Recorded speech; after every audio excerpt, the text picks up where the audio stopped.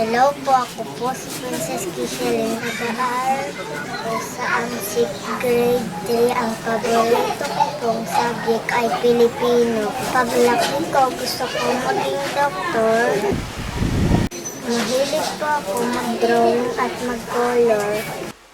Sa libreng oras po, ako po ang nag-aalaga sa aking kapatid. At pagkatapos, nag-aaral akong magbasa. Dito po ako nakatira kasama ang pamilya. Dito po kami kumakain ng aming pamilya. Dito naman po kami naghuhugas ng plato. Dito naman po nagluluto si mama ng pagkain.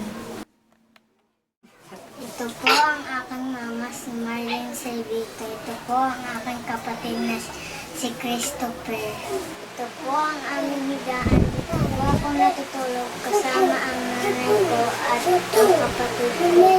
Yun lang po ang tungkol sa amin. Pagbati sa Angeles. Paalam!